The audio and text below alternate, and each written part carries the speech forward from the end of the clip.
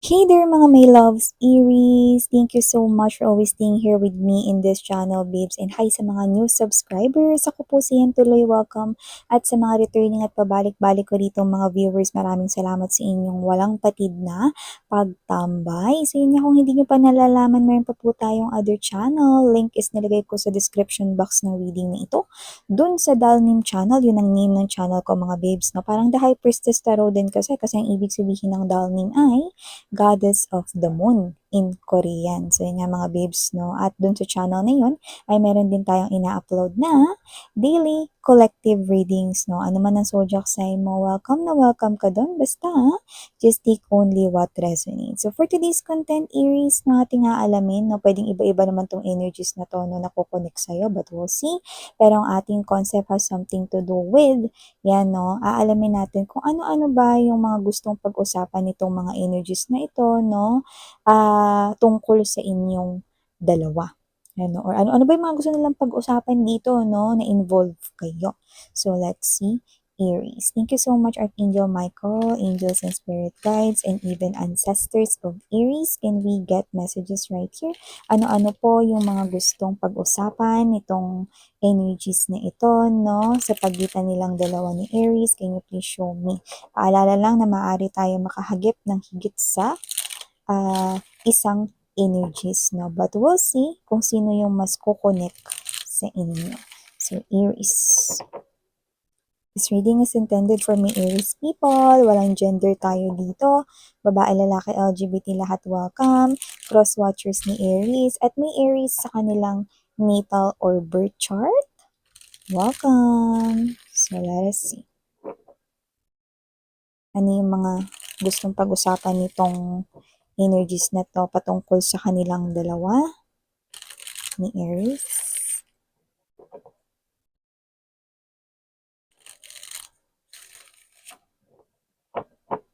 Okay, so let us see. Aries.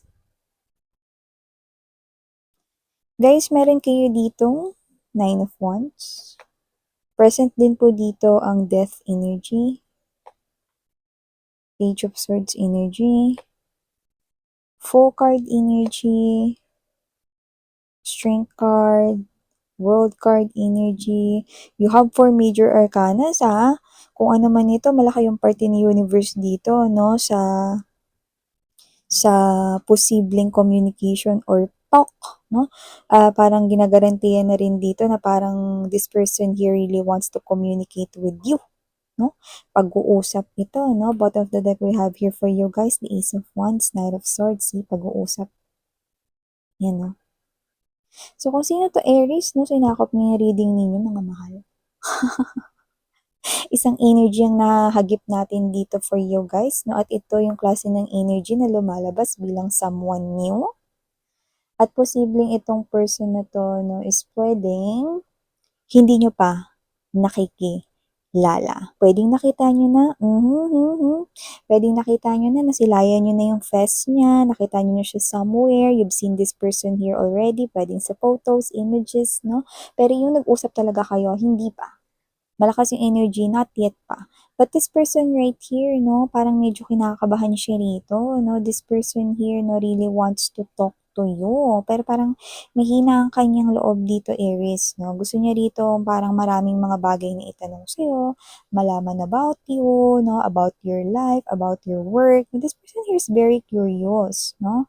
Pero parang medyo nahihiya siya with the Death card energy, Page of Swords right here, no? Ayaw niya naman na parang matapos na lang ito, hindi pa nga nagha-hi hello. Yung iba naman nag-hi hello lang sa inyo pero hindi naman talaga kayo nakapag-usap talaga. Like hindi pa talaga kayo as in yung palitan ng mensahe na ano pangalan mo, anong saan ka nakatira, wala pang ganun. No? So, high chance rito na kung sino man tong gusto rito makipag-usap sa inyo, Aries, brand new energy. Ang iba sa kanila ay posibleng physically far ang kanilang tinitirahan, tinutuluyan sa'yo, like kailangan pang bumiyahe dito. At yung iba, talagang physically far away, like pwedeng galing or tumira sa or nakatira sa ibang bansa, no? Half foreign siguro yung iba or parang doon na siguro lumaki. Just take how this resonates. This person right here is someone na, natural din naman siya rito na parang maboka. Okay? Medyo funny, lively rin siya rito, no? Pero parang nung nakita niya kayo, tameme. Yan, oh. Alam mo yung mga babes na parang siya ritong naturete nung nakita niya kayo, no? So, parang hindi ko rin ma-explain, kaya parang tameme, turete yung ginamit ko. Kasi yung energy niya, parang yung alam mo yung facial expression, parang nabigla, namangha, nagulat, no? But it's more than that energy na naramdaman niya nung time na nakita niya kayo rito. So, pwedeng nagkita kayo rito somewhere, nakita ka niya rito somewhere, pwedeng may kasama ka rito iba, pwedeng gathering ito sa iba, pero yung iba, parang random lang. Nakita niya lang kayo, pwedeng sa subway, bus station, biyahe, bus, no? Like, wala talaga. Wala talagang as in connection, no, with other people. But for others, yes, may ganon. Yan. So, nakita ko dito na kung sino man tong energy na to, no, it feels like may naramdaman siya rito something instant, like spiritual connection already, just by looking at you. And for some reason, no, sobrang aliwalas lang ng face mo. So, kung nakita ka man niya at nasa baba siya at ikaw nakasandal yung face mo sa salamin ng bus, parang ganun, no? Example ko yun, no? Nakita niya rito yung face mo. Okay? Or nakita mo siya, pero syempre, parang ikaw to na normal lang, 'di ba? May napatingin lang sa'yo, umakyat ka lang ng bus, no? Ay, excuse me, padaan po. Pwedeng ganun lang, 'di ba? So, yung iba naman, pwedeng kayo, napatingin lang kayo sa isa't isa, kasi wala lang, 'di ba?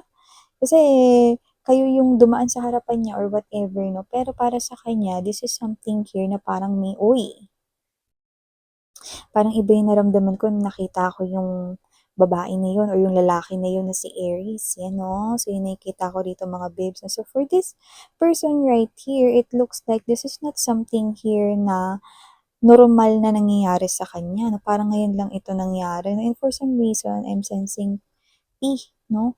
Or parang umuulan pa, no? Or umaambon-ambon, no? Nag-uulan, no? Kapag nangyari ito or nung nakita ka niya, pwedeng yun ay isang sign or clues, no? So, parang siya to mga babes, no? Na, yan, no? Para ritong nanghina yung tuhod niya.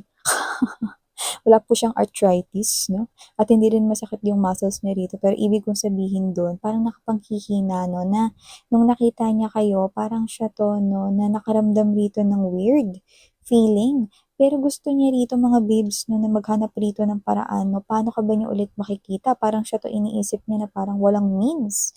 Kasi parang kayo to na parang sobrang bago sa kanya. Kaya nga sabi ko sa inyo, brand new energy ito, no? At pag brand new energy, parang ikaw, ano ka eh, no? Na luloka yung isip mo eh. Paano ko ba ulit makikita yung tao niya? Saan ko ba siya ulit makikita? Hmm, kung mag-aabang kaya ako ulit dun sa bus stop na yun, makikita ko kaya siya ulit? O kung saan kanya nakita, 'di ba? Pwedeng bumalik siya sa mismong araw na ganun ulit yung araw, no?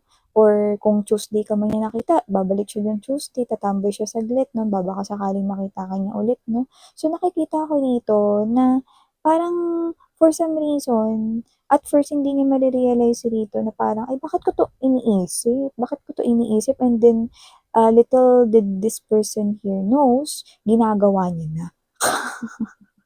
Ang alinis yan. Yung iniisip niya, naabangan ka dun sa kung saan kanya nakita, whether that's grocery store, whether that's bus stop station, whether that's subway station, or whether that's kung saan kanya nakita. Pwedeng bumalik siya dun sa same place na yon at sa parehong araw, no? Para abangan ka. So, nakikita ko dito na at first, parang iniisip niya lang yun, pero hindi niya mapapansin na, uy, bakit ginagawa ko na to? This person here feels so attracted with you. And it's like this person here showing me na parang siyang malaking magnet dito na sana ma-attract ka niya. Okay? Sana bumalik ka dun sa same na place na yon kung saan kanya nakita. Okay? So, paano ba yan, miss yan? This is quite challenging right here, no? Well, here, nakikita ko dito mga babes na hindi kanya rito susukuan. Babalik at babalik siya doon kahit hindi siya sigurado kung muli kanyang makikita dito. This feels like so strange here, but this person here is giving me that determination that this person here wants to connect with you. And you appear here as someone who is single, okay? And someone na posibleng waiting or searching for love, no? It looks like you've searched, okay? Sobra dito no, sa puwedeng gusto mong maka-in relationship, no, or makasama in the future pero mukhang hindi mo pa yun nahahanap. And it feels like that with this major arcanas right here, no, we've got here, okay, 1, 2, 3, 4 major arcanas, and the death here means rebirth. It looks like the universe is really bringing this person here with you, pero kailangan mo na rito parang paghirapan ka kasi deserve mo namang paghirapan, Aries. So, nakikita ko dito that this person here is someone na you might be waiting for, searching for, para sa sarili mo, para sa iyo ditong lifetime na makakasama or future spouse.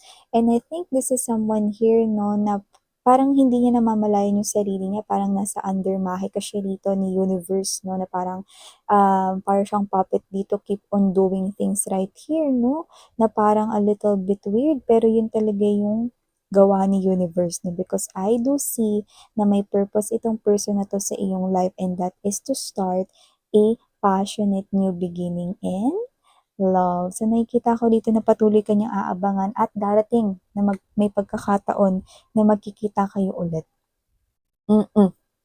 Dun sa same place kung saan ka niya nakita. Whether nakita mo siya pero hindi mo natandaan kasi parang isang segundo, ilang segundo lang nung nagtama yung paningin ninyo, no? Nagpadaan kayo sa harapan niya.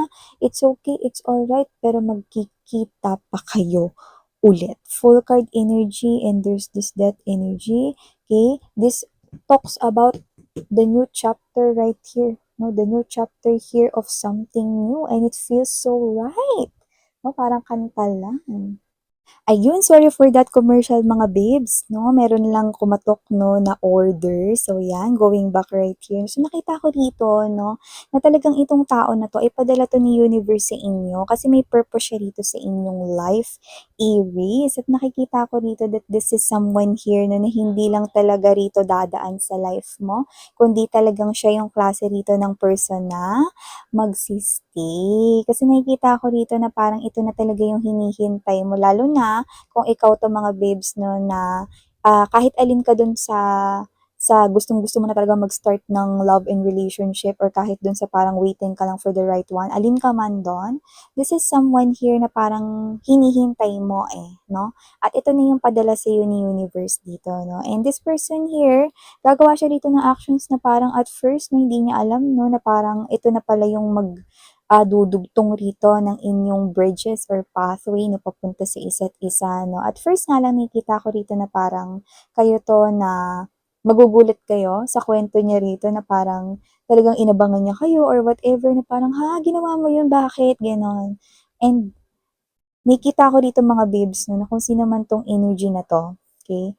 This is someone here na talaga naman na magbibigay rito 'no, ng mga efforts 'no. Kasi siya yung may energy dito na parang gagawa at gagawa siya dito ng mga paraan 'no, para mapasaya kayo rito, pagaan yung loob ninyo 'no, at nakikita ko dito na very reliable rin siya 'no, at magiging supportive siya sa mga gugustuhin mong mga gawin in the future 'no. Nakakita lang ako dito ng energy na posibleng yung iba sa inyo maging LDR connection nito, but don't worry because it will work, no? It will work out just fine. So, yeah, Aries, ito ang mga mensahe natin here for you guys. Maraming salamat sa oras mo. And again, ako po si Yan Sarang Heal Love and Light. Annyeong!